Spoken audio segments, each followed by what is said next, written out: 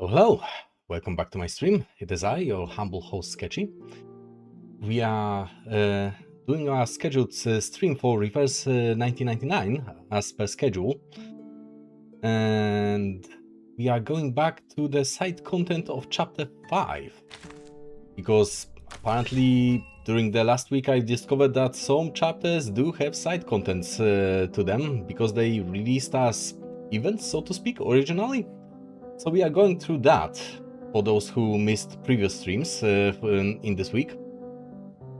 So we did the side content for chapter 8 on last two streams, and we started side content for chapter 5, right, the prisoner in the cave, the one happening on the Apeiron Island. And we are doing the backstory for 6. The character. We did the part 1 and part 2. Now we are on part 3. So let's jump right into it. Right. Let's make sure that everything is working stream side. Hey! Everything is fine. Okay. So this is a random NPC. Let's give him a generic voice then. It's time for us to go. I took a deep breath and adjusted the grapevine on my head, trying to make it look as symmetrical as possible. In my youth, the third weekend of each month with an even numbered date was the happiest for me. Well, let's go. I'm ready. Hey. It was a day of speculation when the Six's coordinator invited the island's finest youths to talks. Okay. It was a day of speculation when the Six's coordinator invited the island's finest youths to talks. Huh. Right. They would not overlook me, just as a girl collecting shells on the beach wouldn't miss a pearlescent oyster. How modest are you? 210.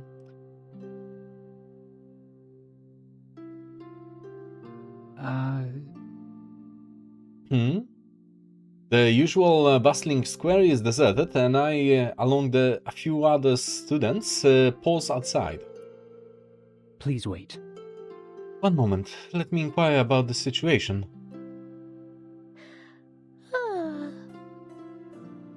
And apparently 37 is here as well. Seems our star of Hermes is in need of some sleep. You ought to keep an eye on the time. That's a number as well. At least time is counted in numbers. You like numbers, right? No. I can see everyone's number, but I never said I like all numbers. I hope you aren't about to say you dislike 210. Honestly, dude, you are hard to like in the first place. Irrelevant. To my likes and dislikes, 210 is simply a poor number. Shots fired. It has 4 prime factors, yet lacks a solid base. It is so it's prone to deformation like a rhombus. Well, it is no surprise. Well, it is no surprise. We know prime numbers are born unique, standing like the cornerstones of all others. Composite numbers are slightly inferior, like frivolous and fast-decaying paintings. Why bring up all the prime numbers and composite numbers? We're just talking about 210. Because he's basically a Redditor arguing for the sake of arguing. The typical keyboard warrior, just without the keyboard. And not behind a screen, but live, for a change. I don't understand your methodology, because there is none, my dear girl. And I don't understand why you always call me the star of Hermes. Is it because Hermes is the thrice greatest and he has his 7 hermetic principles? But I am 37, not 3 and 7. They are not the same conceptually. You shouldn't make such a fundamental mistake in your understanding of numbers. It's hardly a pleasant chat. My relationship with 37 has never been harmonious. Right, because she's taking none of your bullshit and telling it to you like it is. But we've grown accustomed to this bantering teeth-at-teeth, always attacking each other. That's just how we interact. Or rather, this is just how you interact with her. I don't think that's how she wants to interact with you at all. The familiarity of it all breeds contempt, as we walk down the same old paths, arguing over things we've debated hundreds of times. But it is on these familiar paths that a moment of boldness can make the most change. Honestly, it's interesting to me that this supposed backstory for 6 contains much more content so far for 210, honestly, and his deal. We barely see 6 being the focus here so far. Sorry. I'm so sorry, you two might have to wait a little longer. 6 isn't ready for you yet, but she won't need much time. You can all follow me to the gazebo under the grapevines to sit in the shade and wait for your meeting. You are encountering a gazebo. Roll for your initiative. I wonder who will get that joke. First time being late in all these years. Ah, right, it's 37 speaking. First time being late in all these years. 37 follows 6's coordinator, moving at pace towards the vine-draped gazebo. Oh no, it's vine-draped, it's an evolved form. Run! Meanwhile, my steps are hesitant, my thoughts have become a mess. Is our leader ill? The unease from the anomaly spreads in my mind. Everyone on the island knows that the leader's health is in irreversible decline.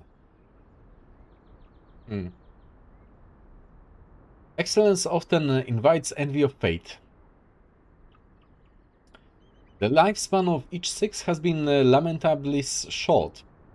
Ah, that job sucks, honestly. Atticus's mother, the previous 6, left this world when he was still young. Then the current 6 received the revelation, becoming the new leader of the school, and of course, in my opinion, the finest leader. 6, perfect, balanced, and harmonious. She explores the form of forms and traverses the hidden figures of the universe. One night I wondered how many more times I would be able to converse with her. So filled with wisdom, unique understanding, both hypotheses, and the courage to seek out the new and novel, and not be complacent. So, current 6 is his Oshi, seems like. She deserves all her respect and adoration. Notice me, senpai. He speaks in the distance.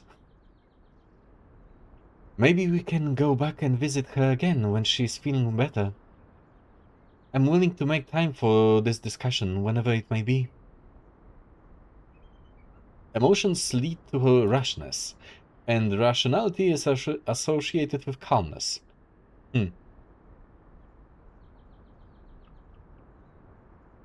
I have ignored the coordinator's expression, his lips mumbling like the tide coming in and out of the shore. No. No, it's not because of that. You two rest here. When it's time for the meeting, I'll let you know. Oh, fine.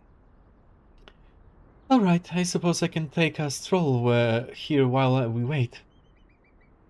What a pity. It's not in season yet. If it were, we could have picked some grapes to eat. They are right there, on his head. Take your pick. Also, he's carrying around some in this cup of his. 57, did you hear something? Hmm? Certainly. Yeah, I've heard something too. But it was vague and muffled. I think it's over there, deeper in the grapevines. The stout Hermes, so quick to act upon her thoughts. I follow her, stepping deeper into the vine-laden arbor, until we find a door left ajar.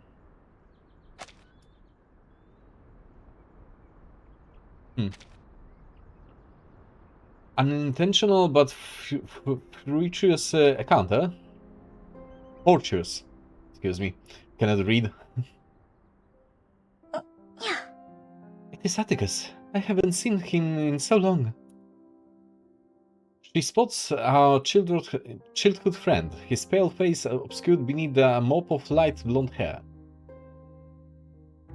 Six is talking to Atticus. I heard Atticus hardly comes out during his retreat. Unlike Six, who does so every other week. Now you don't have to worry about Six. She may look pale, but at least she has the strength to talk. She's just delayed a bit because she's talking with Atticus. Why the dramatic music, though?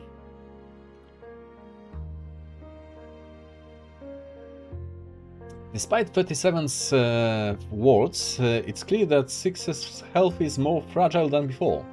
Her face is paler than Atticus's, and her voice is faint, merging into the air like gentle rain into water. Huh, I wonder what kind of illness it is. I can see her lips moving, but I can't hear her voice. She reaches out a hand, weakly grasping the hem of Atticus's shirt, and pulls back.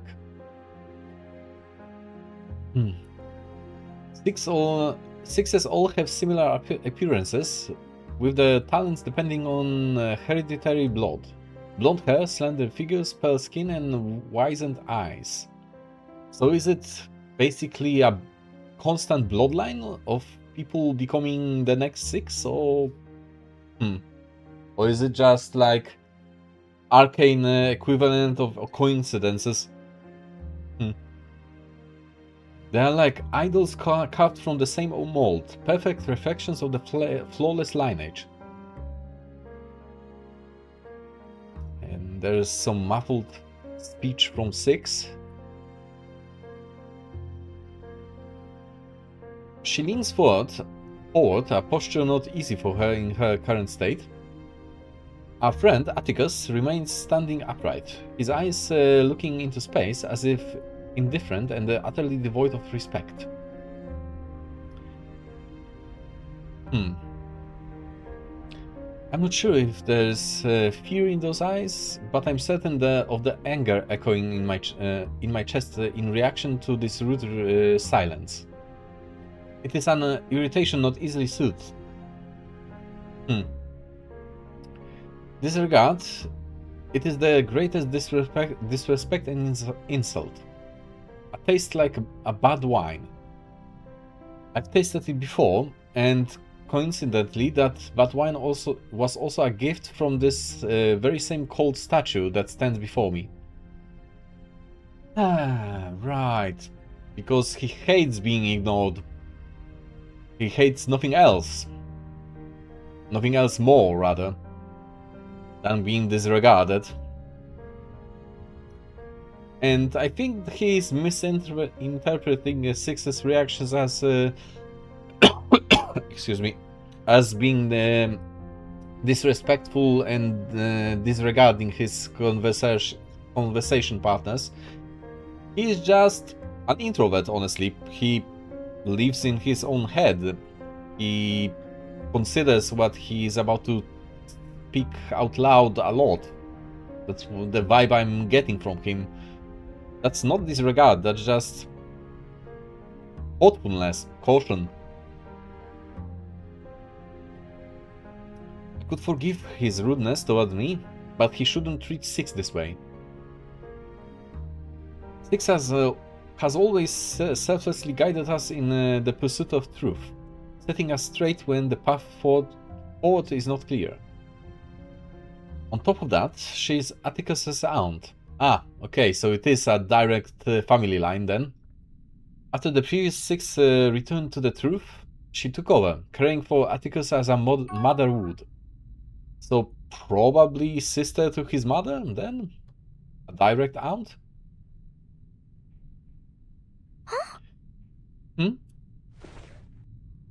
That sculpted young hand, covering the slightly wrinkled one, pulls the hem free.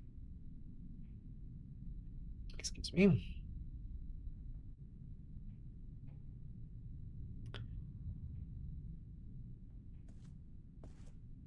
So disrespectful, so rude. Atticus draws away and steps through the narrow door. The gaze from his kin following him in silence until it is cut off by the door panel.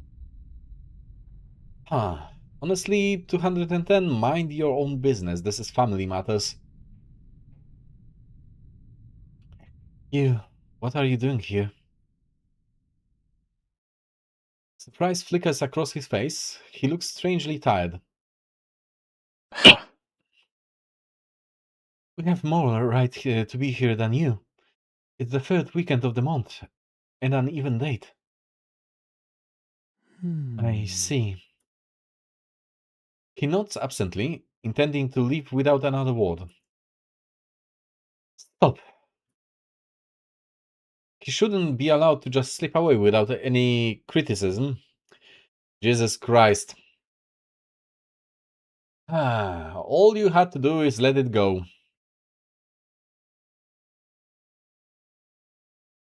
My anger is more than justified. He shouldn't have done that to her. Jumping to conclusions, are we? To treat the island's leader this way, a wise person, his own kin, an elder in failing health. I mean, his heart is in the right place, but he's confused. How could he do this? How? I'm curious, do you even have any self-awareness? Do you, my dude? Do you need a mirror? What do you mean? I think my question is clear enough. I meet Atticus's gaze, more than satisfied that I've finally broken his calm. He's basically a rage baiter. My friend. Atticus, my friend. Everyone on this island knows that you were born as a Six and are destined to become the leader of Apeiron. Destined to receive the revelation. Okay, what about it? He's well aware of this claim. Do you even understand the weight of this blessing? I think he understands better than you do. I've got a feeling. 210, I don't have time for your debate. No. This isn't a debate. I'm trying to offer you some help. Well, your help can be declined. That's the reality of it. I have narrowed in on him. No more room for him to evade me. I think this backstory makes me dislike 210 more than I previously did. He's annoying as hell. A mission bestowed from the heavens, you'll receive the great number and become the mediator between the excess and the deficit. In fact? The amalgamation of knowledge and wisdom of every six since the inception of Apiron will, without any others drilling, enter your mind the moment you received your number. You will make a great leap. I wonder if this is symbolic or does it have some arcane fundament behind it? Does it really happen or is it just symbolic? Hmm. Do you think I need you to explain the concept to me? Oh, it certainly felt like it. I snort out a laugh like a true victor. Ah, this is painful to watch, honestly. He's dealing direct cringe damage with his speech. Atticus is different today. His usual evasiveness is gone, replaced by anxiety. Because probably something that you are not aware of happened, and that's why you've observed. They spoke about something that already made him uneasy and probably sad/angry. So you are just stoking the fires with your annoying self. This suits me. I try to seize on that gap, like prying open an oyster to expose its insides to the sea air. Right, rage baiting live on air. Now, looking back at that moment, I can deny that I lost control. But it wasn't a day to be defeated, least of all by him. So I should point out your attitude towards Six? She's weaker than before. You shouldn't treat her like this. Cut out your damned rhetoric. What are you trying to say?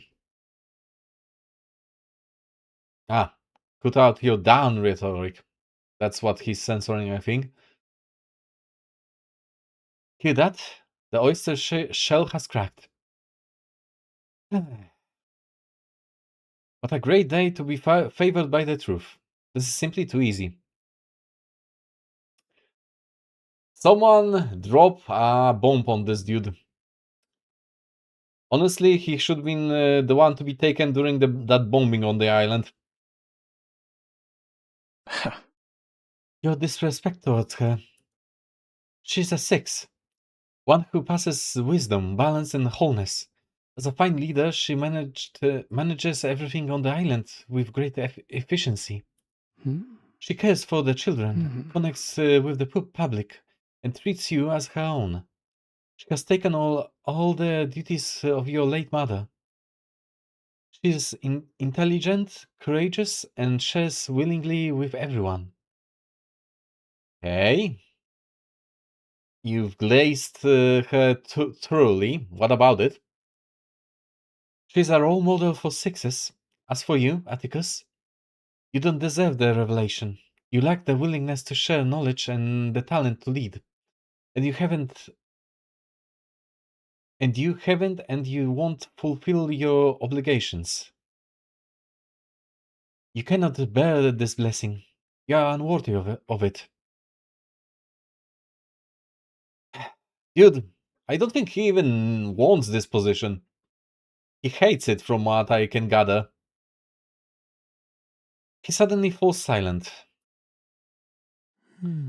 So you think the revelation is a blessing?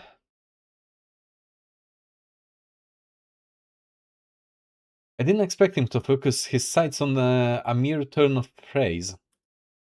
Of course. Of course, we seek the truth, and the truth lies in wisdom. It's not just me. All the brothers and sisters of Apiran think like this. That's why we respect Six. He remains standing upright, but I notice his shoulders drooping slightly, as if some invisible weight presses upon them. The revelation is a curse, my friend. Aziz hangs his head, almost readed like nodding, as if he is nodding to himself. This isn't what I want at all. My oyster has shriveled into a pebble. You are right. She's perfect. She's 6. A complete number, a perfect person. And an outstanding leader. 6s are always like that. He turns away, sidestepping my obstructing arm, and walks towards the exit, where light streams from beyond the grapevine arbor.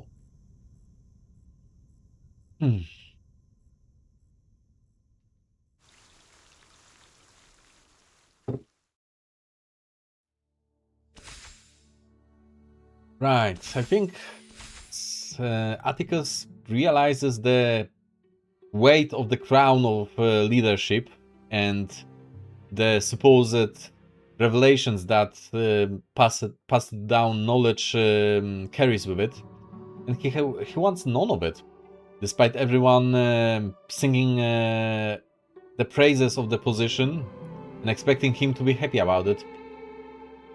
That's my interpretation of it.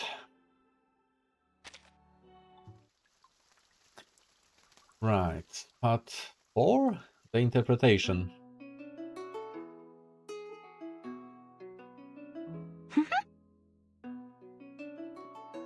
One second, let me grab something. Be right back.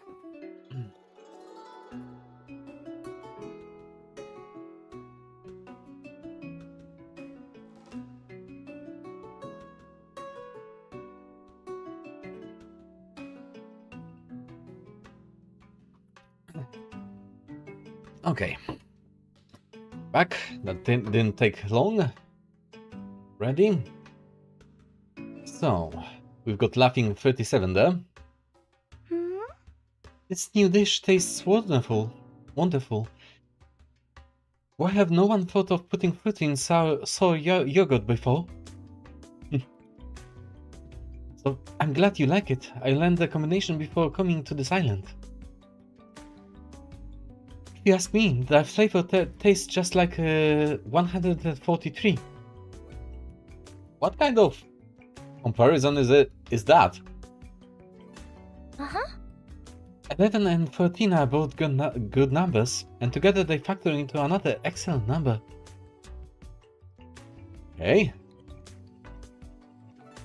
It was an ordinary day in all respects. Sophia and I grabbed some food and launched by the gazebo in the square.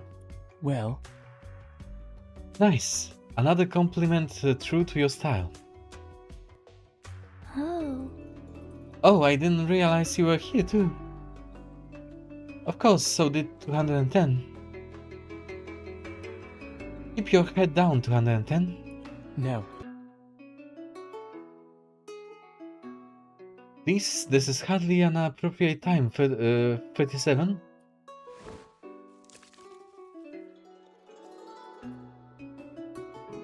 Although I think the number 210 is significantly overestimated by the public, I wouldn't hate a walking grapevine stand. Okay. It's been a while since I ate the grapes on your head. They're still so sweet. So she literally plucked some off his head and ate them. Okay.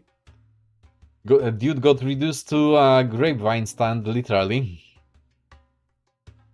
I'm thinking of grabbing a few more to try them in this yogurt. Please, 37, we are not kids anymore. Aren't you? She's like, what, 10 maybe? We are what, 15 at most? No more leaping up to snatch the grapes from my head, like old times. It's undignified. It's funny is what it is. Oh, don't be like that. I like grapes and other fruits. I like the blend of tart and sweet flavors. Carrying around grapes is one of your few endearing quantities. Don't downplay it. The best quality that you have is that you have grapes on hand, right?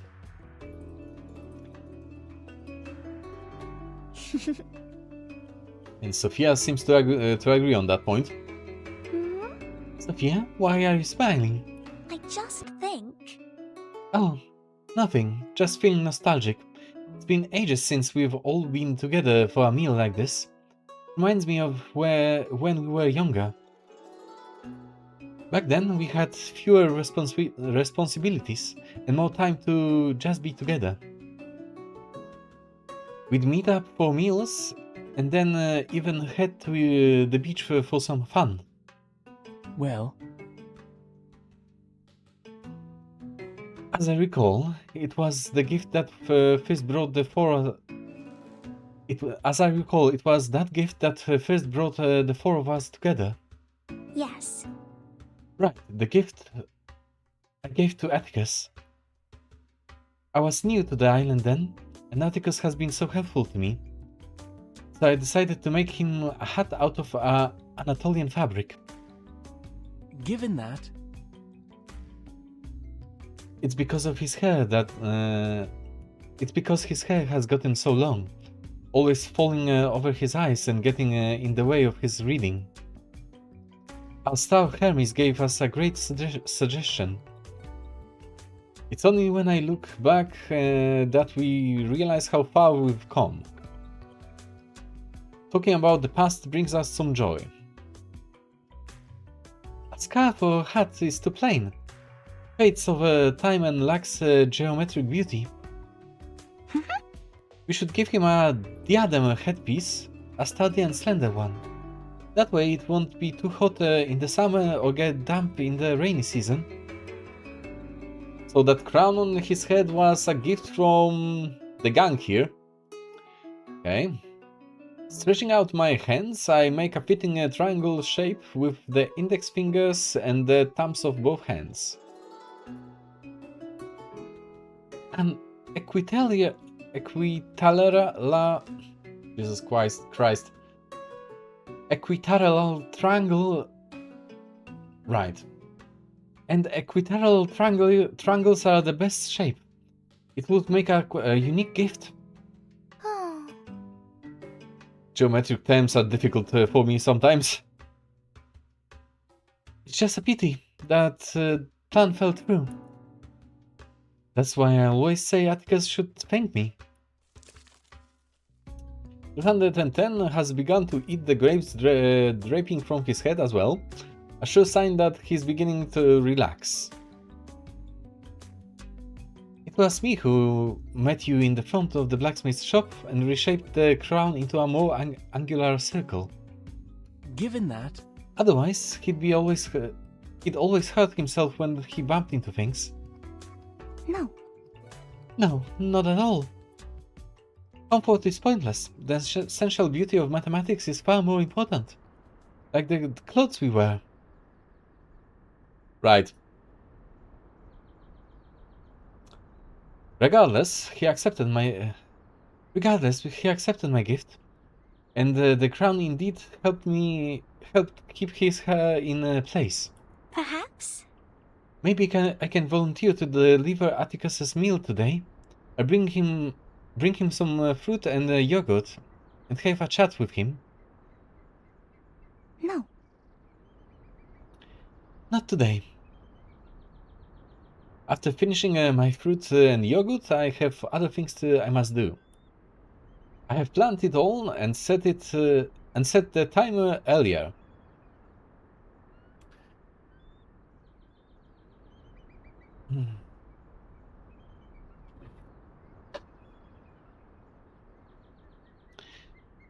That task has already been assigned to me today.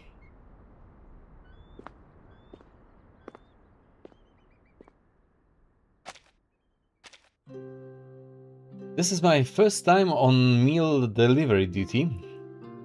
Most of the time, I'm preoccupied with much more demanding tasks. It requires me to spend some time explaining my reasons. 6. 57. He must be surprised by my arrival. As surprised as when he first heard me call him 6 instead of Atticus. I have something I want to talk to you about. You can eat while listening. How gracious you are. A crossed the porch and then stooped to pass through the low inner door.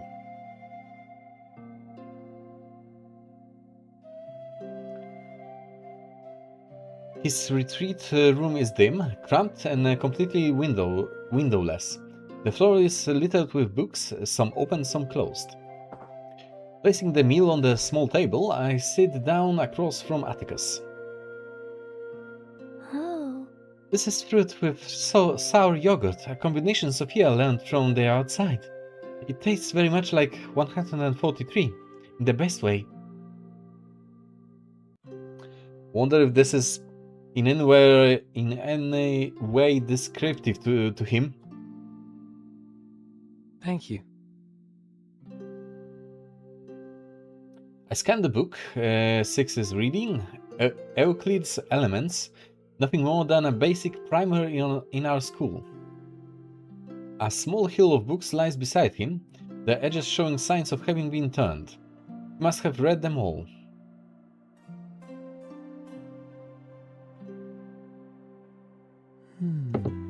But why are you here? It's not your job to deliver meals on those in retreat. Is there something you need from me? He ponders and seems to answer his own question wordlessly. He seems different from usual. I'm not good at debates outside of proofs. It's just always... But you've always been so smart and precise. 110's reasoning is too absurd and flowery, and Sophia's answers feel too mild. 6 is just right to answer such questions. The bigger 6 lacks spare time, always talking about the ship, too busy to even stop for a moment. So I came to you. The smaller 6, as opposed to the bigger 6. The uppercase 6 and lowercase 6. Atticus seems to have finally gotten used to me calling him 6. But many people on the island still call him Atticus. They say there can be two 6s on the island at the same time.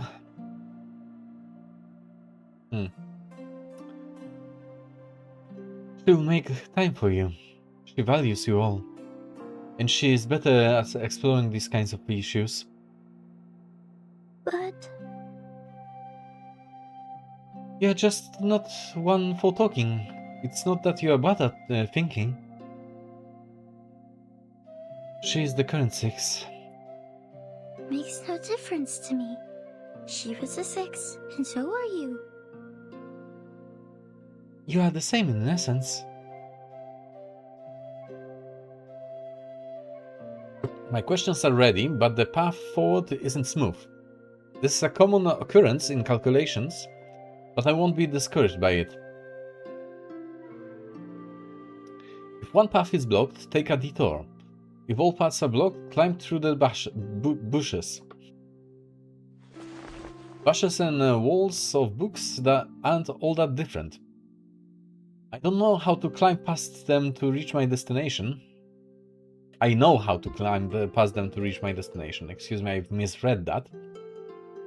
That was an affirmative. 26 thinks I shouldn't overlook the process of proof. I know that. My mother taught me the same. Steps should be imprinted on paper and actualized to give more meaning to the results. But 26 believes that even proof leading to the wrong result should be documented. To me, that seems inexplicable. Well, that actually makes a lot of sense. That's how you know the paths that you've already taken, the wrong ones that you shouldn't repeat. You can learn from them, and you can use them to plan for the future.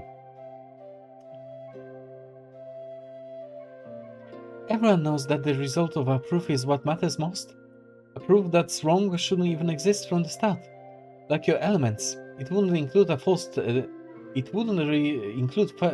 theorems. I think he's wasting time focusing on such trivialities only distracts from our judgment of the true essence. Oh. But I can't decide whether I'm right or wrong. I need your help. Closes elements and turns towards me. I suddenly realize it's been a long time since we last met. His blue eyes are becoming more like those of Six. Yes, as they should. Sixes are the same in essence. Huh. Is it the same kind of similarity as you see in a familiar line, or is it like looking at a clone? You mean 26, the sincere man who, in his youth, led the children of Empyrean in their training, including you and me? 27. Why do you need to know the right or wrong in this? What kind of question is that? Everything out to have an answer. I just want to know it, that's all. He smiles and shakes his head. Words kill the essence. I think 26 just wanted to keep a record of your trials and errors to inform future seekers. He's always valued the passing down of knowledge. And you were always the trailblazer. He's sincere but also clumsy. He probably quickly forgot his original purpose when it came to you. Perhaps you both lost sight of each other's motives in the argument. Did you quarrel? Six is right. It wasn't pleasant. It wasn't a pleasant debate between 26 and me. Since Sophia's arrival, I've not seen anyone give me that kind of look. But... Alright, I understand about 26's mindset, but I still want to know. Is there any value in proof with a conclusion that turns out to be wrong? Yes, you know what not to repeat. Occasionally, such questions could cause Six to ponder briefly, but now his response is swift. Looks like I'm in luck. Value is relative. Objection! Well, it shouldn't be. People ought to only value proof because it's correct. If there's no measure for judgment, why do we distinguish right from wrong at all?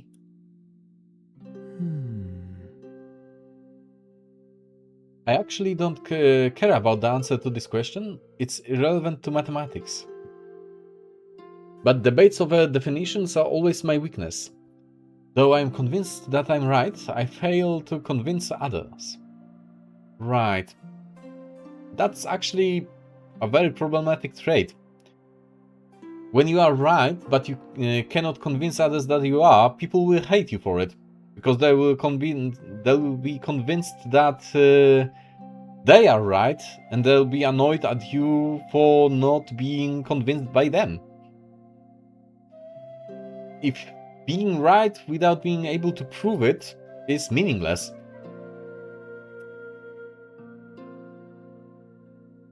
Numbers are solid and reliable, while language is vague and unclear.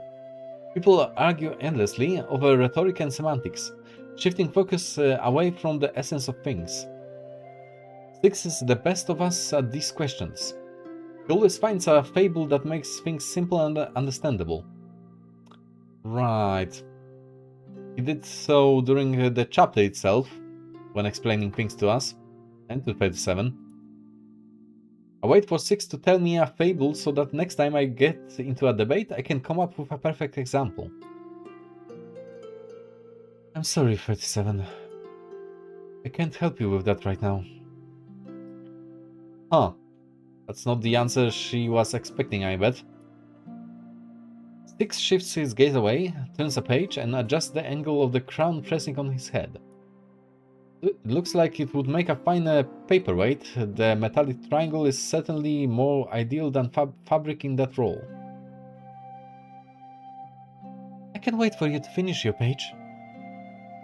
No. No, it's not about the page. I truly don't know how to answer your question. Or maybe I'm searching for that answer too. I watch him close the book, sliding it back into the mountain of others. Oh, So when you are done reading all the books, will you have the answer? Well, I don't think he knows that yet. Maybe?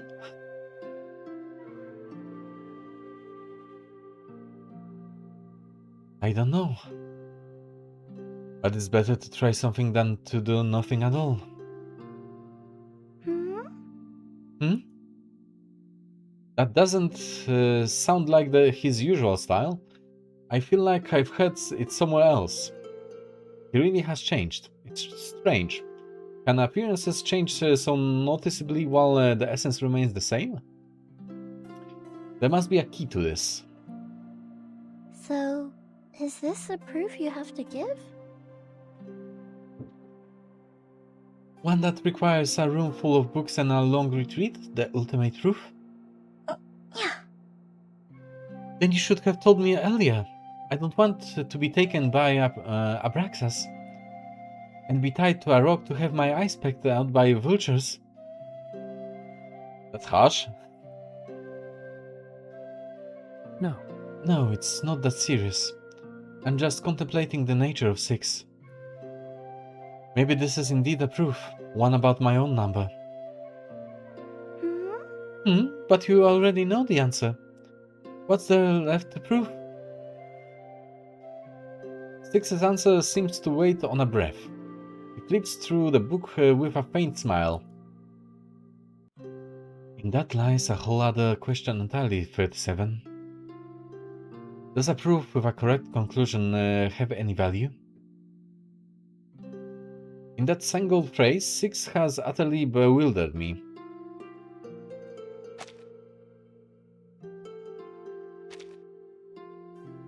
I am 37, he is 6, right from birth. Neither of us ever proved our numbers, but we simply know the answer to be right.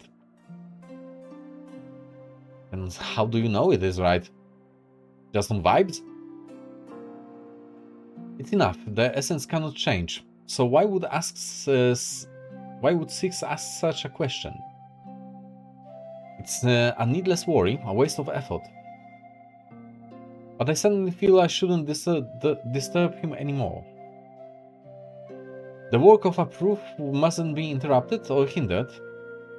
That's a rule everyone knows.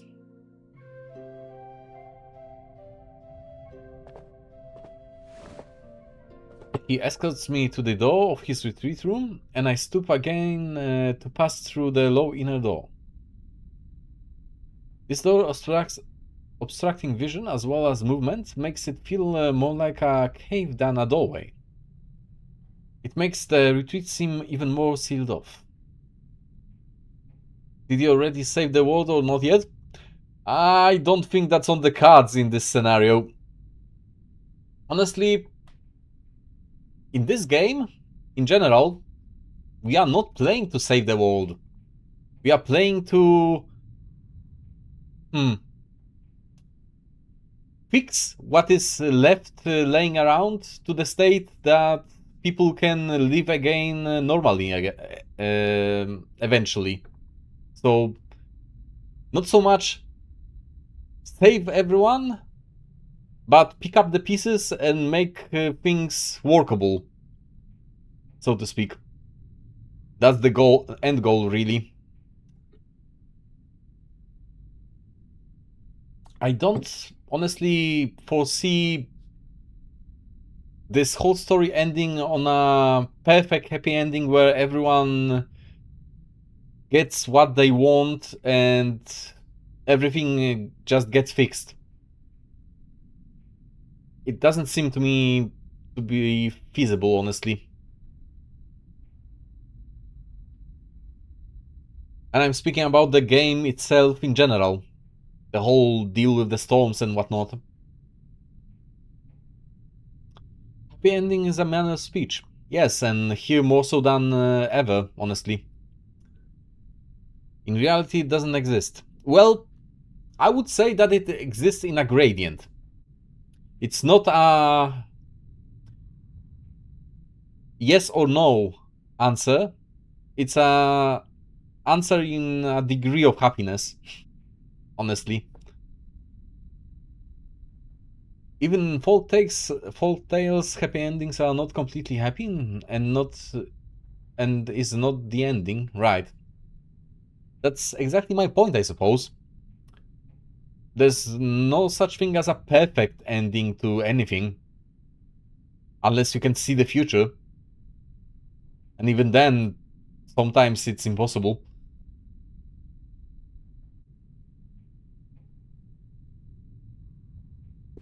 Yeah. Hey, okay, I'm out. I can't clearly recall how I bid farewell to Six or whether he cautioned me to watch my step. I know I didn't get a straight answer from him. Only other question was tacked on. One that left me confused and a little dizzy.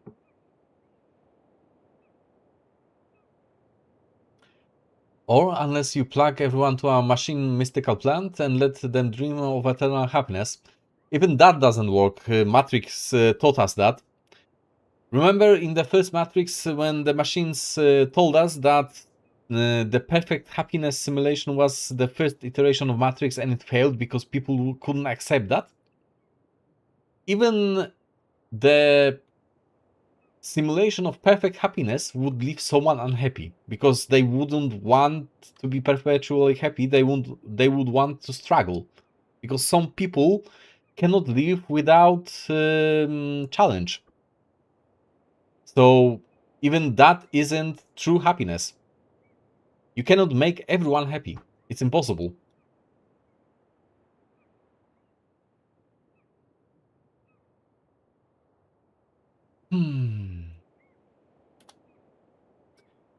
Fortunately, just as I leave the cave and feel the night sea breeze, a solution that I had disregarded earlier comes back to me. Perfectly timed epiphany.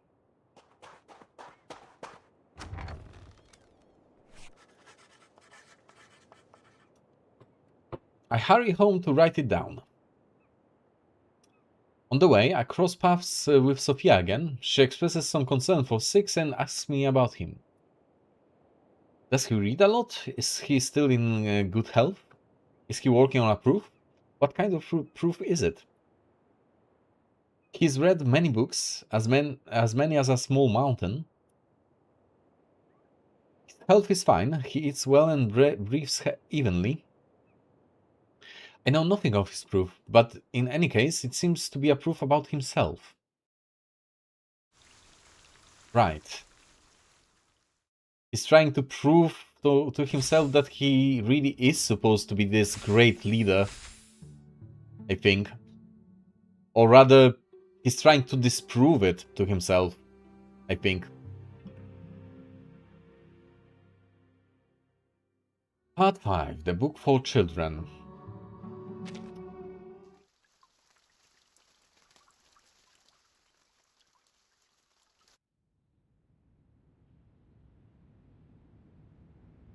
Proof requires time. Atticus still hasn't fully gotten his own answer. A voice from the above spoke to a man. An important thing will happen to you.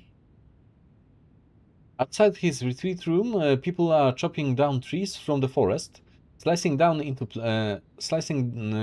wood into planks, and then fashioning sticks and joints from the planks.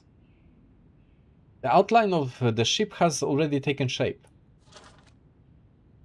Thus, he spends his life waiting for a miracle. Until death arrives and nothing has happened. A ship signifies the start of a journey. It carries the people and goods across the waters into it discovers new worlds. People call out, communicating with one another, choosing a direction.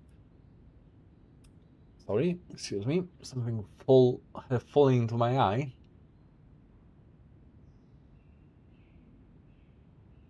Ah, there we go, better.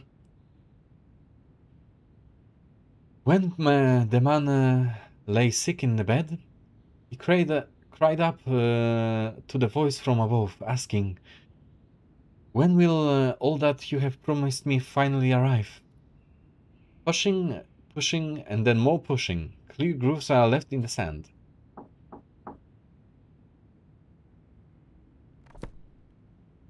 Please come in. A figure appears at the entrance of the retreat room. He walks over to the desk and places down a dinner tray, but does not sit down. Well, that's outstanding. It's strange that you actually feel like talking. They are not on friendly terms, with 210's attitude resembling a bristled tomcat. Atticus lowers his head and flips through the pages, then uses his crown to hold down the book before looking out at him. Right, they are older here already, I just noticed, honestly. So this is happening a couple of years later then? This has nothing to do with my personal feelings. You must have something to say since you came here specifically. That being the case, you might as well just ask. The ship has already set sail. Many people are on that ship. People we know. People who watched us grow up. The cook, the accountant, the errata operator, Sophia's father and 6. They are all on that ship. On the ship. Is that the expedition where 37's mother died? Or is it a different expedition? For a small island that has so far managed to avoid the emanation, exploring into the storm undoubtedly requires immense courage.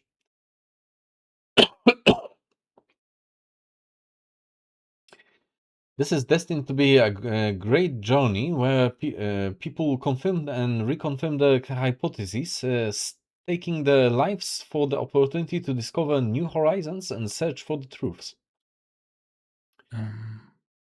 Sophia already told me that the ship was completed. The windowless and narrow-doored retreat is cut off from the outside world, and it seems the fervent exploration movement hasn't affected any of Atticus's plans. He never stepped out to see the new beginnings, as if the island's achievements had nothing to do with him. Piles of books have been shifted around, spreading outwards while new books are placed closer to his inner circle, like ripples from the droplets of water on the surface of the lake.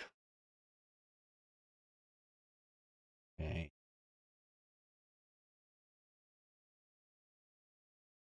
Aren't you going to see them off? I am still in retreat. So he spent years in it? It would seem like. Blondie looks like he would name his son Kyler. Visually, yes. Personality-wise, no.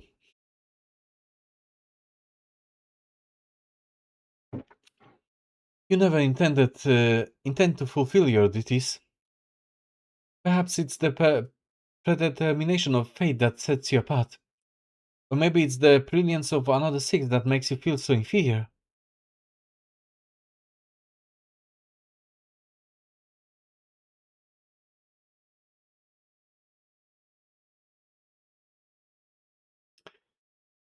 The accumulated resentment between them further sharpens his words.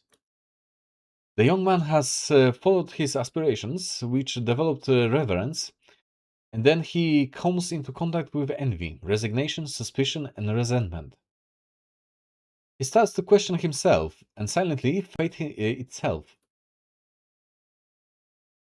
I can't help but wonder if you are truly capable of doing the job of a 6. Your respect for 6, I mean Almana, has blinded you. I think otherwise. Your questioning doesn't come from the heart. Emotions are clouding your judgment. The pages of the book turn to a new chapter, and a familiar fable jumps out. 6 is only a number. Therefore, You should listen more to what 37 says. The number is significantly overestimated by the public. Wait a second, have you noticed? Noticed what? That Atticus has what it looks like a fancy toilet brush? I beg your pardon? On his hand? No, that's a scroll, my dude. Where are you seeing a toilet brush in this? This is the handle of a scroll. This is the roll of a scroll. And the scroll itself is visible, clearly. How are you getting a toilet brush out of this? What kind of toilet brush are you using? I have several questions.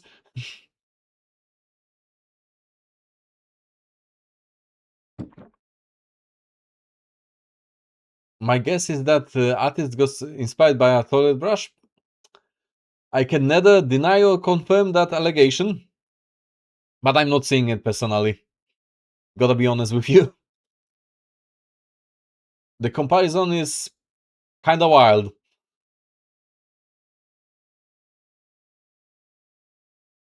In Italy, even toilet brushes are fancy? Well, la-di-da. I cannot dispute that either, because I never went to Italy as of yet. So I have only got your words to follow on that. But that would, in general, check out from what I know about Italy in general.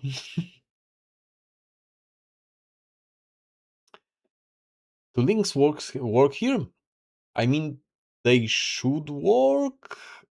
I don't think I banned every link posting. I'm not entirely sure if the bot will restrain it or not. Well, it came true. Ah, but the bot got angry at it. Right. Okay, so yeah, the answer is yes. For now, the bot is restraining all links. I think when I was setting it up, that was because of all the spam bots. So for now, it's getting angry at any links. But you can post it on my Discord channel. That's perfectly fine.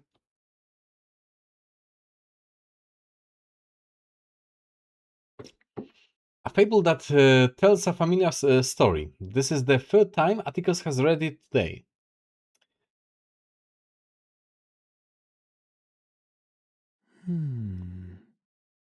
This topic should end now. You've delivered your message. Now we should get back to our respective work. Go back to the 110. I don't want to argue with you. Argument denied. That crown of his is infuriating. My friend, what book are you reading? What kind of work has touched your heart, making you so obsessed with it that you neglect your friend and family?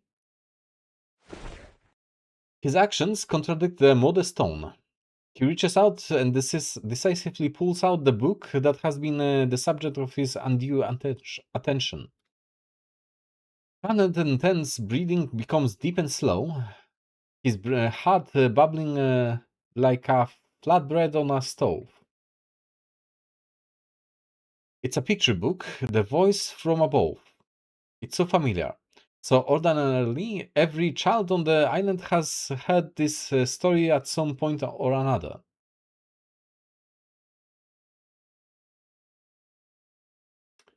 Right. Meaning? Is this what you've been busy with? Reading these children's books? Not only those, but indeed them as well. Atticus speaks calmly, as if stating something that is a matter of course. A matter of a course, it should read, I think. A children's fable? In anger, 210 leans forward, clenches his fist, and presses it on the table. It seems the curse of being a sixth has driven you mad. The wisdom and talent destined for you have given you the audacity to squander them. Yet, no matter what, you will become a sixth, and you will receive all the gifts that come with that crown. And all the curses that you are disregarding, my dude. You value your kin less than a children's fable. You see your friendly neighbors as vague others. A blessing bestowed by the least deserving person. 210's voice chokes in his throat, then with a snort sizzles out like a flame in water. Your head lacks wisdom, and your heart lacks compassion. He stands straight, palms covering his eyes, hiding his expression. I can see that you will be the reason why we stagnate in seeking the truth. Harsh. Progress is relative. Atticus lifts his head from the book, and his blue eyes are widened. Is it then? Well, let me ask you, my friend. If the wisdom we seek leads us to our destruction, what would you choose?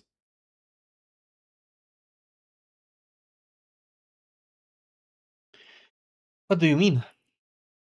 Are you suggesting that our decision to explore beyond the island is wrong?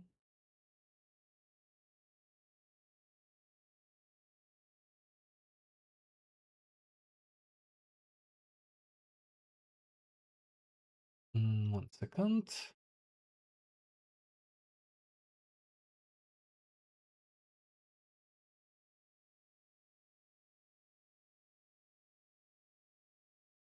Wanted to check something on the stream for a second.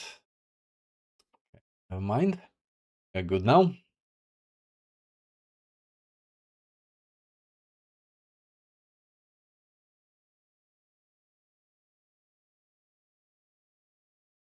Now I'm seeing the picture that you sent on Discord. Okay. Fancy indeed. But does it look like a scroll? I'm not seeing the resemblance, at least. Are you suggesting that our own decision to explore beyond the island is wrong? No. I didn't mean that. The misalignment in the conversation leads to misunderstanding, and 210's anger almost becomes tangible and touchable. I'm just thinking, no, forget I said anything.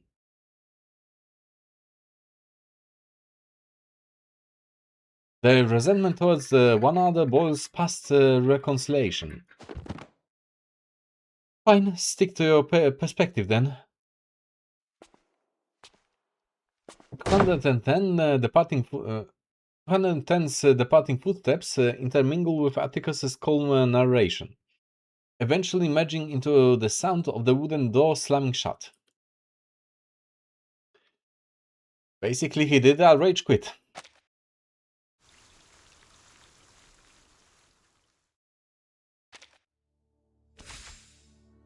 It's another part done. We are on part 6. So we are close to finishing it. Maybe we will manage to finish it today. We'll have to see. Part 6, a house, a shelter. After 210 left in anger, I heard the shouts of people as the ship set sail. This debate wasn't planned. It inevitably disrupted the balance, like dropping a pinch of dust on one side of the scale. Each pinch wasn't very heavy, even breath could blow it away, but bit by bit, they still made their impact. And the balance began to tilt.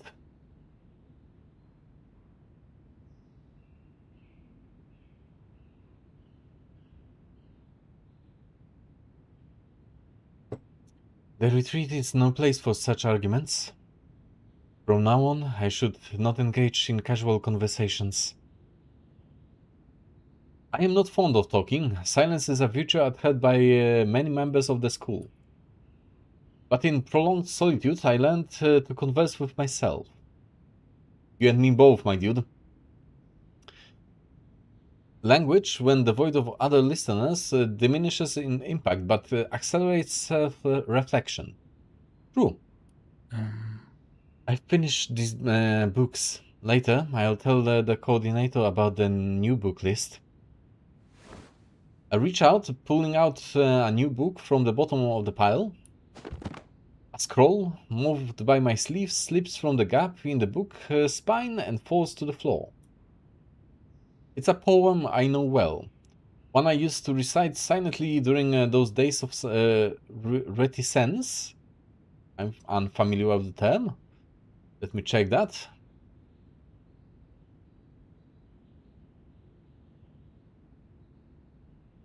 Oh, basically refraining from speaking. That's a new one.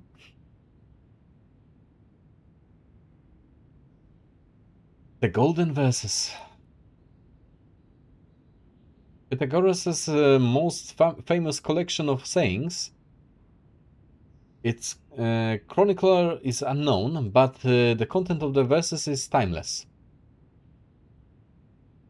To think deeply, to restrain oneself, to pursue the treasures of the mind and soul, to respect the gods and the supreme, to honor the demons and inhabitants of the elements, to rise above the lower worldly natures.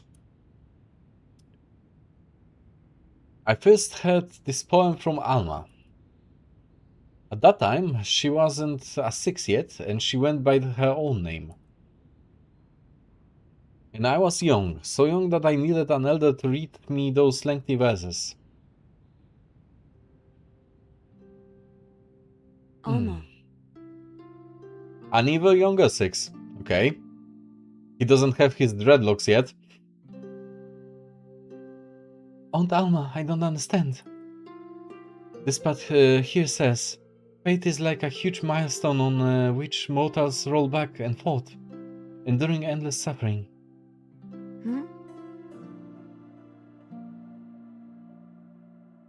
Do we really have to be like this? Is fate such a bad thing? Alma. Aunt Alma. Huh. Oh, that's first time that we are seeing her. Honestly, she is very similar to 6. Like a female clone, basically. Alright, so it goes slightly beyond familiar resemblance then. I'm suspecting that whatever arcane connection they have, it literally reshapes them slightly when they take up the mantle.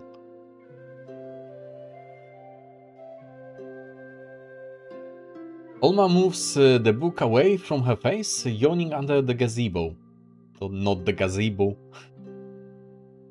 Why are you not asleep yet?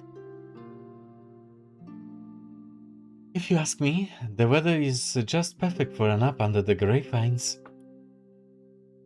Alma closes her eyes again, ignoring the verses in my hand. In reality, she is never good with kids. She takes care of me in place of my mother. For her, it is just another responsibility she has to undertake.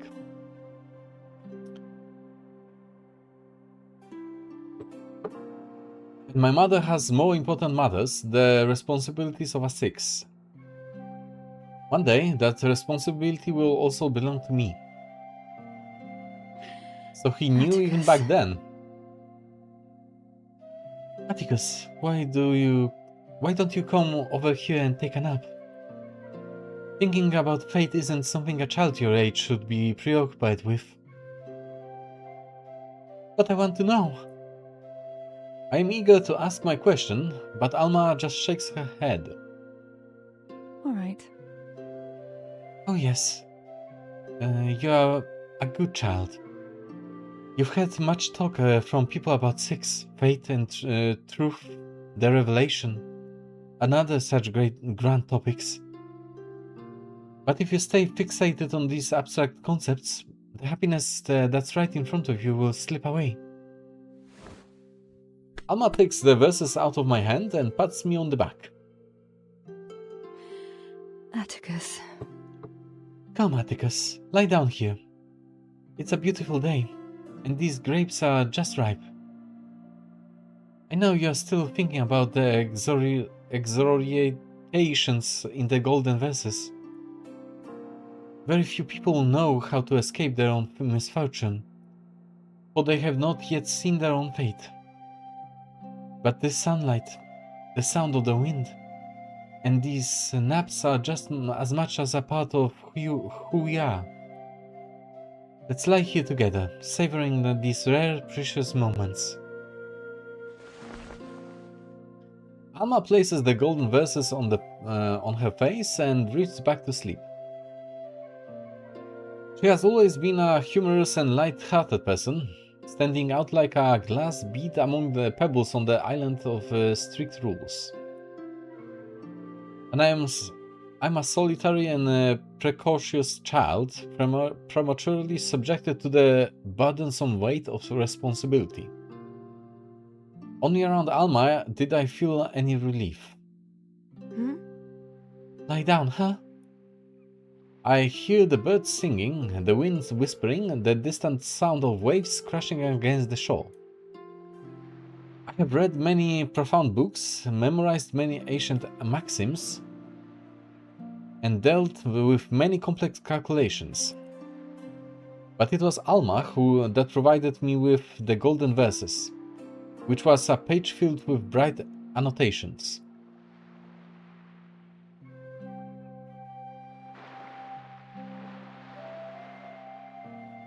Okay.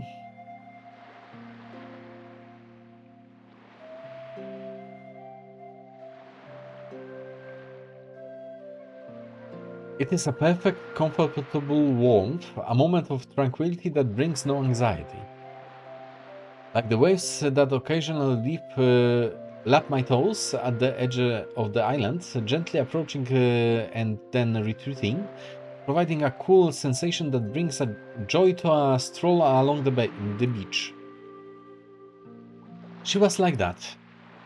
As I leave my sheltered home, tread on the soft sand, and experienced the understanding she spoke of. Experienced what others call playtime. The sand is moist, the sea breeze is salty, my clothes feel heavy, and my skin is clammy with droplets of moisture. Right. The vast sea always by my side, with waves slapping against the shore, yet they never soaked me fully.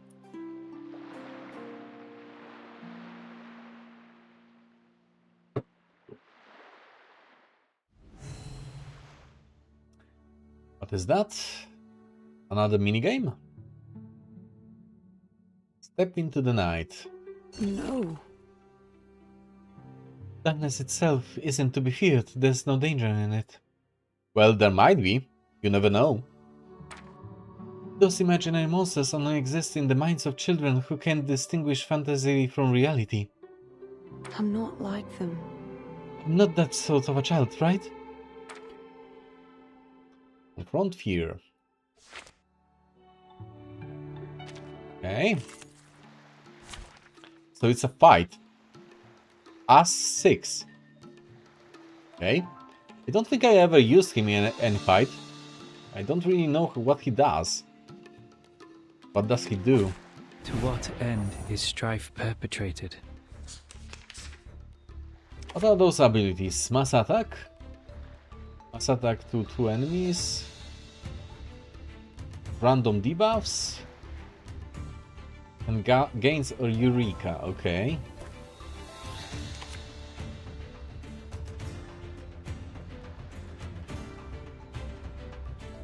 Random buffs and dispels debuffs. Okay. The moment of silence. The moment So of let's go like utterance. this. Benefit from reading. Only a little pain. Not nearly as bad as the headaches. Okay, they are not that dangerous, it seems. The moment of silence. The moment Do it of like utterance. this. We walk in long nights. Learn from silence. Some more random buffs. What does his ultimate do?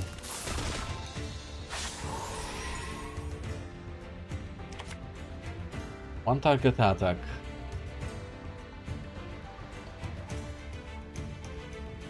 Ah, like this. Okay, so I should be doing it like The moment of that. time for tongues to speak of truth. Learn from silence.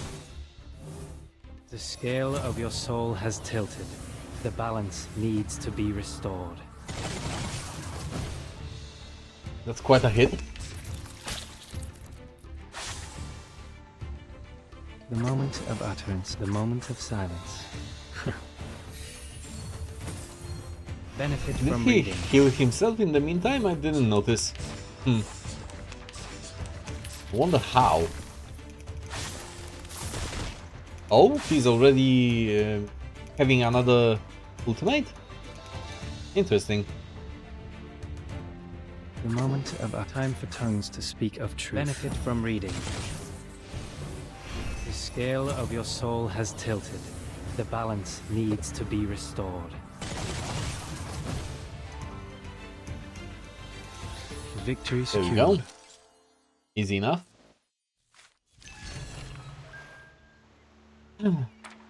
Fortunately, they are not dangerous. It's time to go home. But you were wrong. There were enemies in the darkness.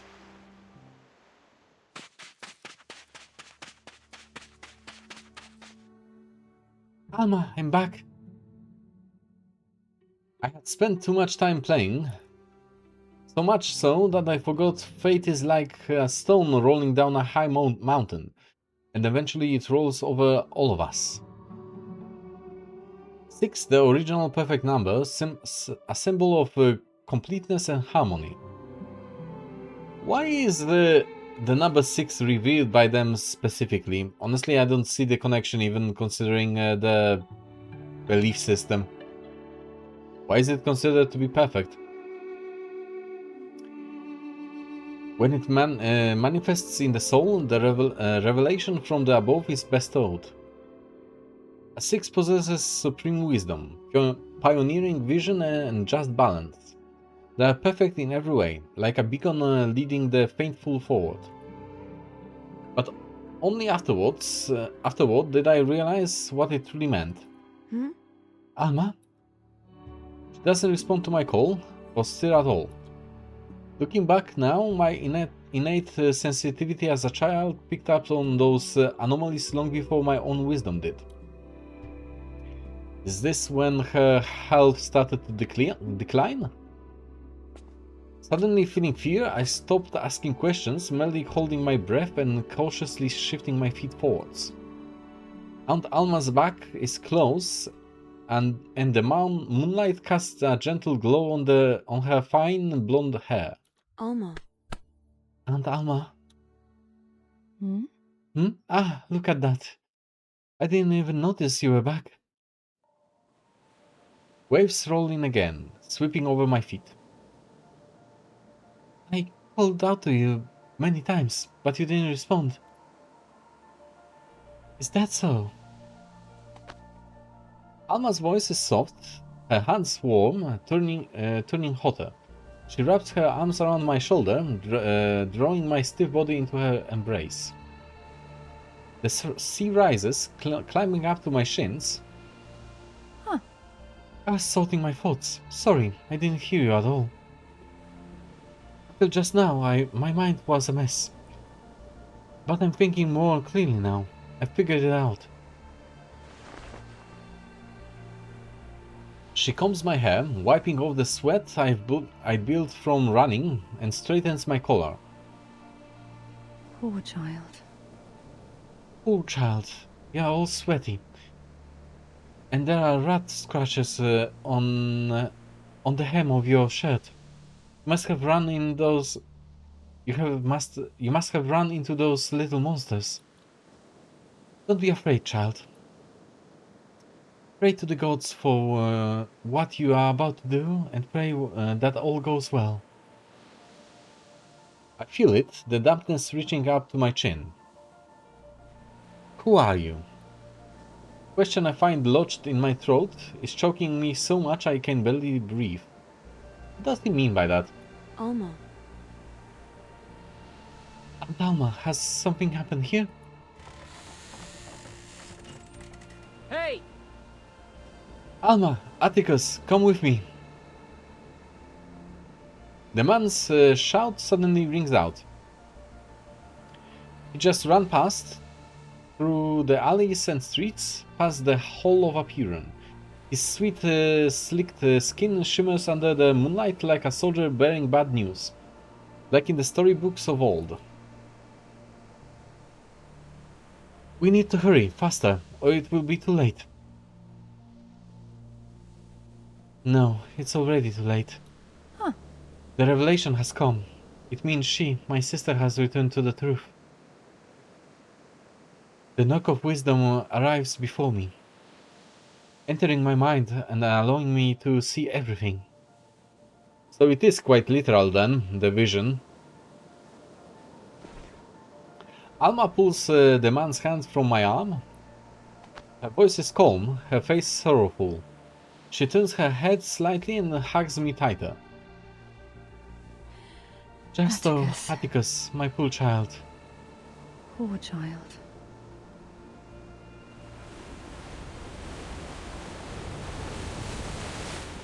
Alma became 6 that day. A complete number, a perfect person, and an outstanding leader. But 6 was not Alma, not any longer. Let go of me.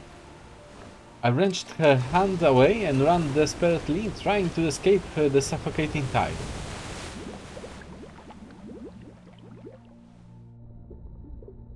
Until the choking waves overwhelmed me, I find myself back at the beach, unconsciously reciting the golden verses.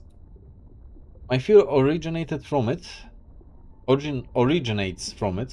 yet when I feel uncertain, I still return here, like a child who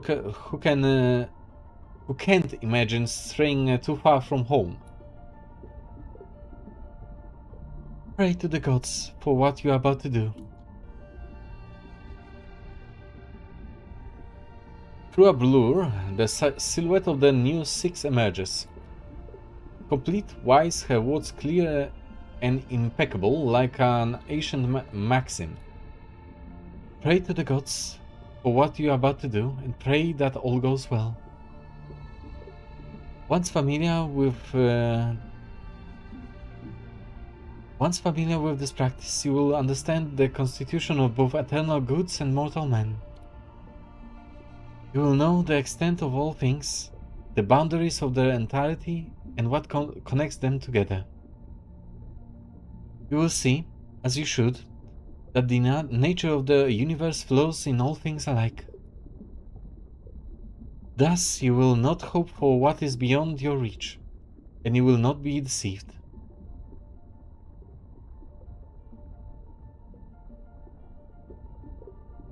I can't think any further. My initial doubts are blocking my thoughts. Revelation. Is this the revelation that falls upon a 6? The sea completely engulfs my head, the suffocation reminding me that I have lost someone dear to me forever. Right, because he realized that his mother is gone. And this is the blessing from above.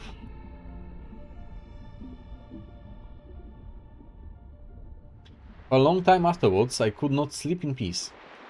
I would often sneak down to the beach, listening to the waves until exhaustion at last closed my eyes.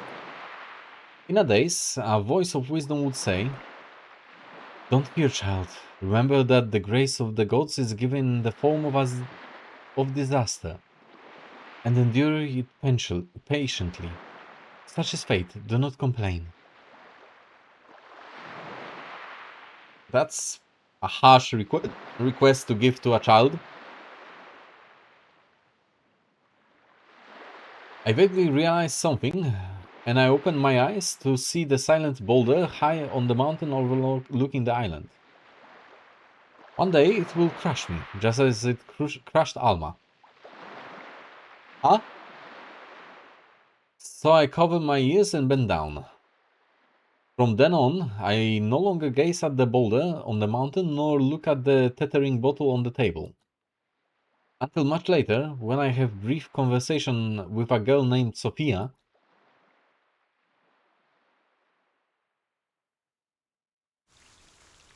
Okay, another part done. But before we jump into the next part, I will take a short bathroom break. So be right back.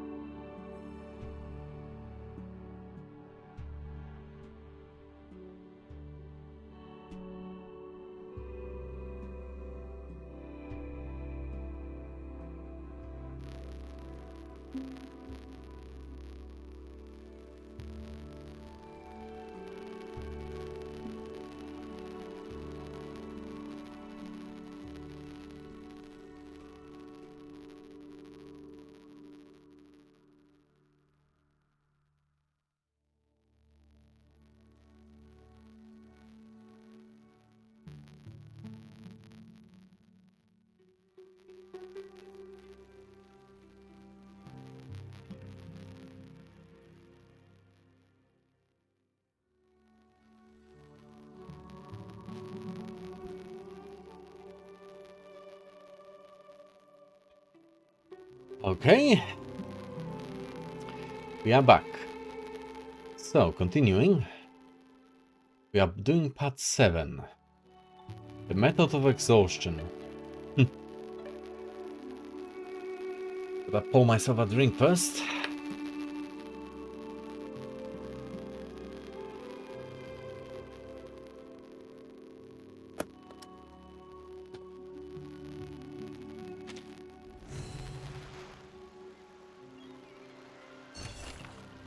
Since then, I've distracted myself from my friends.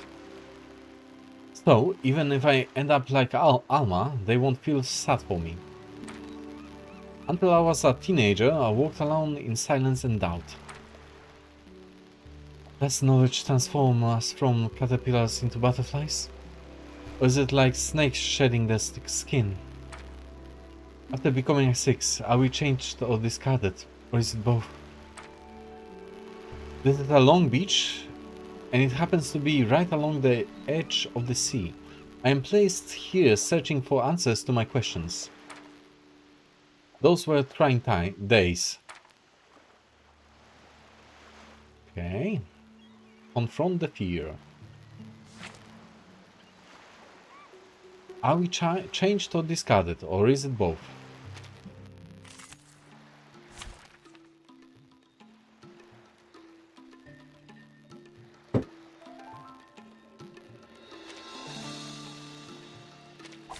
To what end is strife perpetrated? Okay, another fighter 6. So we are doing the exact same thing as we did before. The moment of silence. The moment Okay. of utterance. We walk in long nights. I think I understand how to use him. Benefit from reading. It's basically a random bullshit go strategy of buffs and debuffs.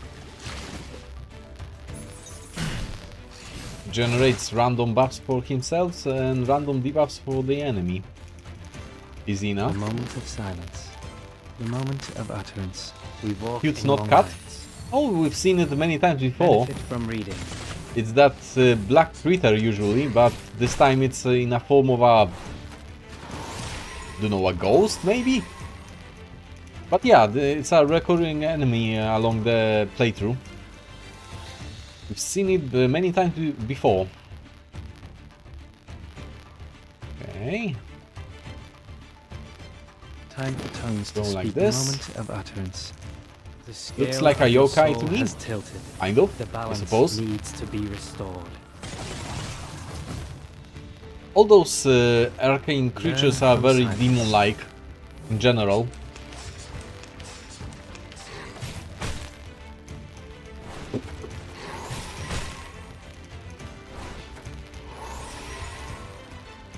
Alright, now let's go like... The moment of silence. The Like moment, this. The moment of silence. We walk in long nights. He's Learn generating from his own silence. ultimates very fast. So basically he's an ultimate spammer. Duly noted. Every other turn he can ult. Time for tones to speak of truth. The moment of silence. And the enemy is The cooked. scale Big of shoe. your soul has tilted. The balance needs to be restored. Get dunked on. Oh? It's a boss fight? I still harbor doubts. No, you shouldn't doubt. Perfection is the ideal state, and a predetermined fate cannot be defied. Huh. This looks like Sophia, honestly. Or rather Sophie... No, not Sophia. This looks like Alma. Right. So he's like fighting a vision of Alma then. The previous 6. Duly noted.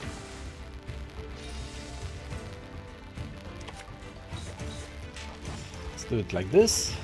Time for the moment of silence. Until the torch is lit. Benefit from reading. Until the torch is lit.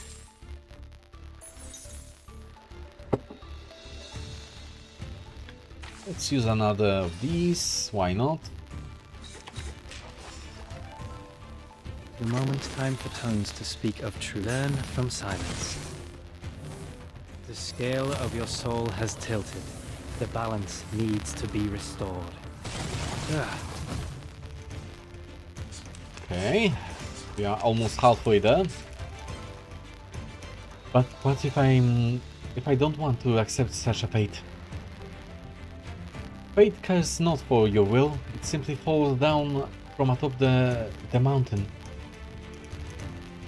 It is something transcendent, like the gods on the mountain Olympus, watching us indifferently as we struggled in the arena. Everything will happen eventually, so there is no point in panicking, worrying, or fighting it. You are a 6. This is the fate of a 6. All you should and can do is wait. Right, the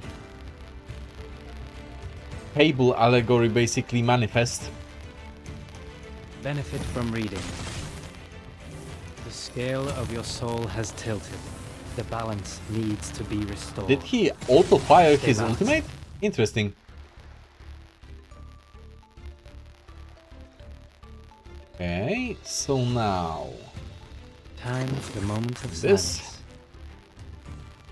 Oh, and he has gave himself extra AP? Interesting. The moment of utterance. Until the torch He has is given lit. himself, rather. Stay I don't balanced. entirely get his mechanics yet.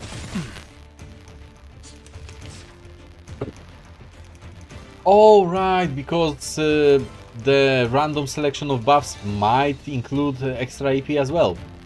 Interesting. Am I supposed to just take it, to tolerate it?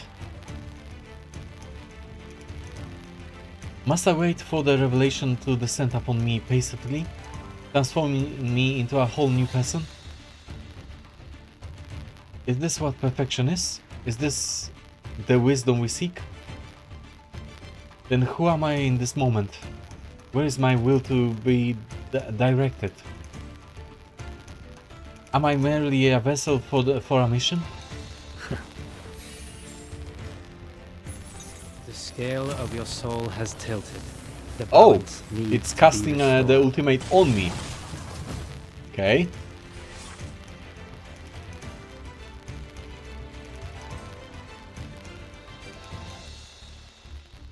Okay, so Time now for tongues let's to go speak of like truth. this. The moment of silence. The scale of your soul has You did tilted. philosophy balance at uni for needs sure. to be My dude, restored. this whole island is the uni for philosophers. We walk in long nights. He is basically living in the university. This is the only answer I can give you. I don't know. But that is ultimately unimportant compared to the responsibilities of a six. Okay. It disappeared. Victory secured. So the fight won. But at what cost?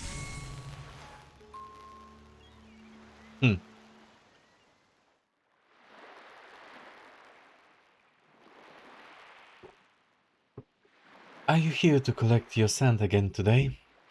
Yes. Yes, the fine sand here is ideal for polishing lenses. My father's eyeglasses are just about ready. Who knows how long they take to decide between milk and tea every breakfast?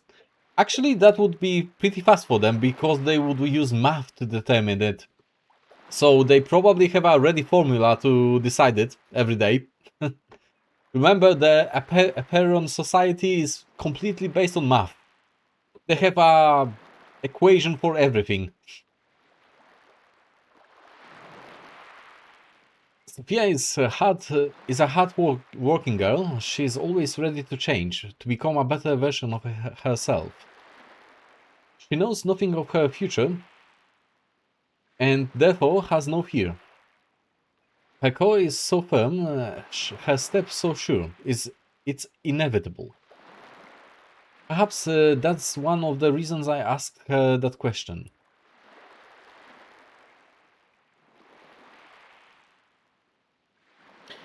Why do you choose to struggle so much against the path of fate? I didn't really expect an answer from her. It was just a spontaneous curiosity.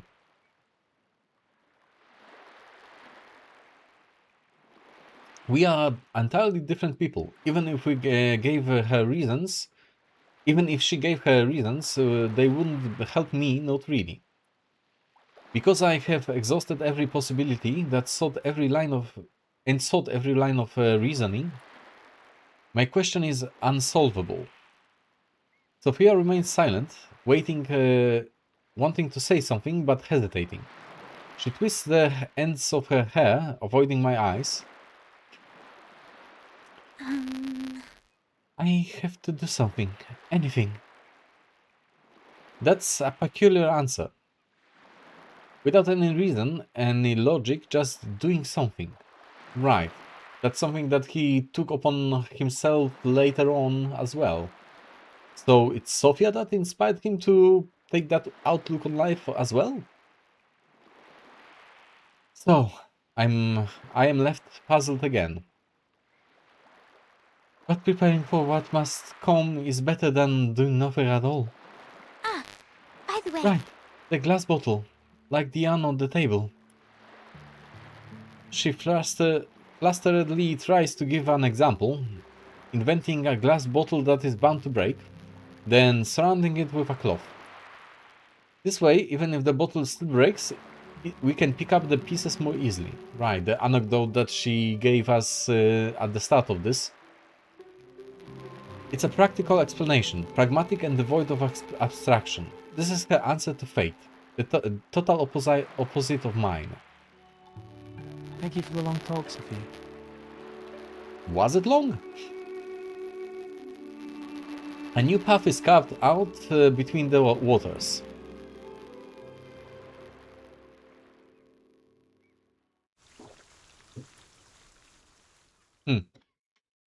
Interesting. So it's Sophia that inspired him to take action with his life, so to speak. Yay, freebies. Another pool. Nice.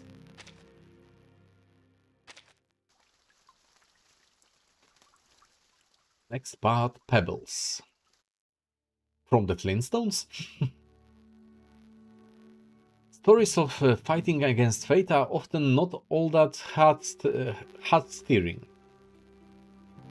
In this story, there is no shepherd, no messenger, no sphinx.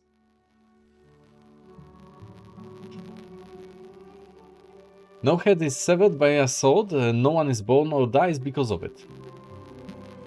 Nor can it be told to others.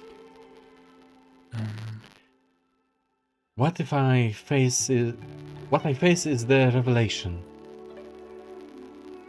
It's an unseen enemy. It is described as supreme wisdom, the voice from above. It perpetuates in sixes, urging them to fulfill the mission as leaders. The wording on those sentences is very weird. I have spotted a couple of grammatical errors, I think. It's not a tangible bottle. I can't lay a soft cloth to catch the pieces of a soul. But her first words inspire me. Not everything needs a complete reason. One must do something. Whatever it is better than just waiting. Right. He understood the fable that the previous 6 told to him.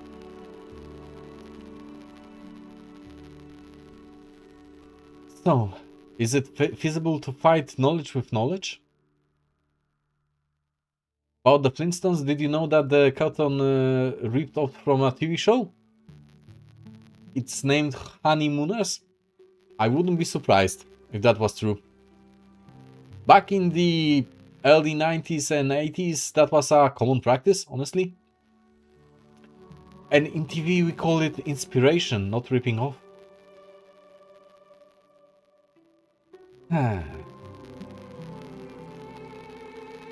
Very old show and not very politically correct one. Many such cases are actually.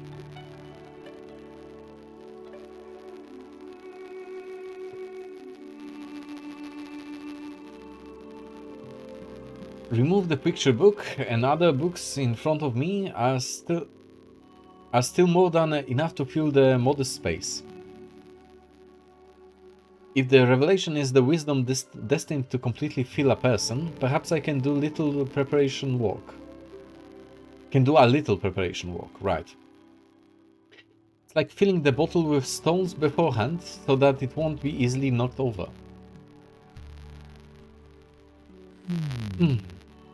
Euclid's Elements. In school, it's considered the most basic text, but I dare not say I truly understand it. It is the simplest of the readings that the deepest wisdom is found.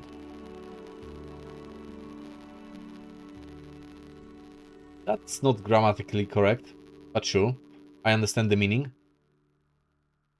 It is in the simplest of readings that the deepest wisdom is found. Okay, it's correct grammatically, but it's spoken like a Yoda would.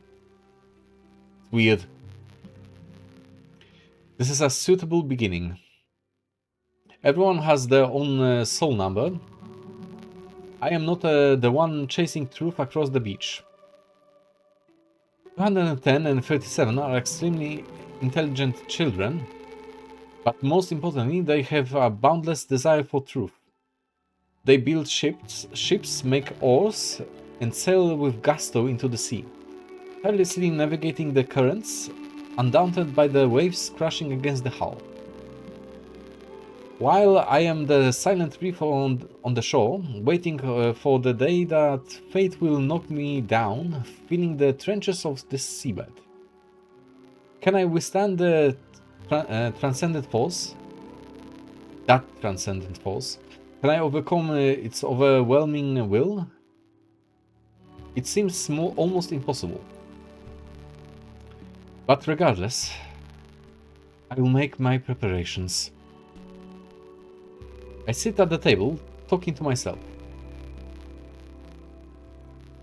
So, he decided to spend his time preparing for the moment when he actually received the revelation, to soften the blow, so to speak. Okay. I start by opening the first book. It's so heavy that its pages seem light. Introduction in Analysis Infinitorium. No, I must have missed something before it. Japan's Dongjesui? This is a language I don't understand. That's French, isn't it? Japan's Dongjesui. I think it's red. If I know my basic French well enough. Ah, yes, this is it. This is the optimal solution. I remember the previous book mentioned it. Looking back, I was happy in the early stages of my retreat. Knowledge gradually fills me. I stroll along the coast, picking up shells at my feet, putting them in my pocket, and then continuing on my way. I start to think more about higher, loftier issues than the direction I'm heading. It is an enlightening salvation, an immersive feeling. I'm certain that the real solution to the problem is right in front of me. With its help, I can finally stop wandering on the dark, damp shore every day. My body feels light enough to reach the clouds in the sky.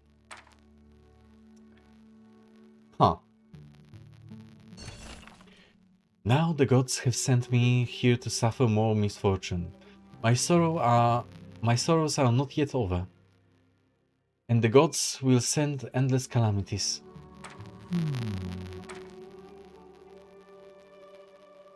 Therefore, the horses hasn't been brought yet. She stands there. Goodbye has already been said. And there is nothing more to say to each other.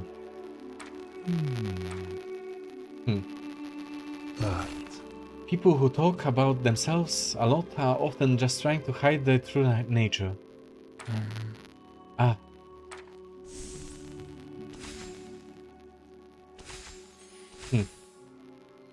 And that's another part done. Okay.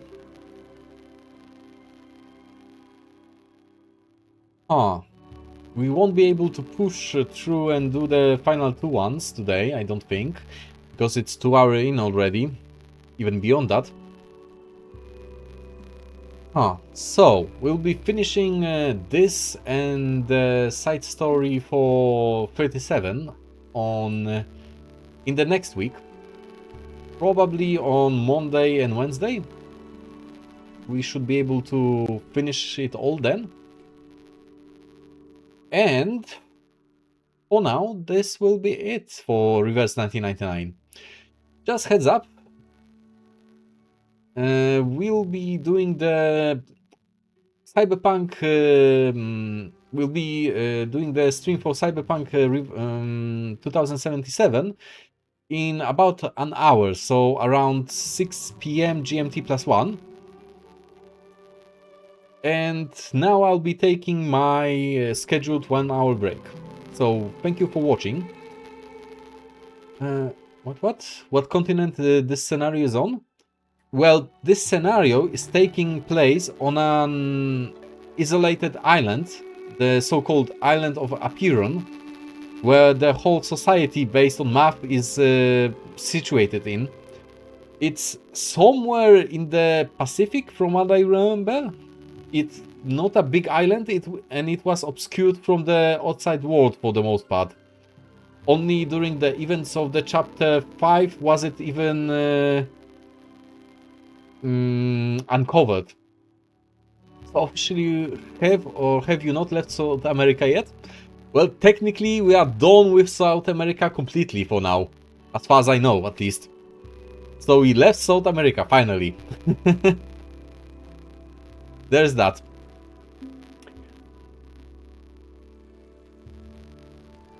Anyway, thank you for watching if you did. If you missed anything from my stream, I recommend going to my YouTube channel where my VODs are stored. It's linked in the description on the Twitch, in the Twitch channel description, and also you can get the link directly by using the chat command of !YouTube. The upcoming schedule for the next week will be posted on my Discord server, which is also both in the description of my Twitch channel and my YouTube channel, the link to it. And you can use the !Discord command to get the link directly. Again, thank you for watching and see you around in an hour more.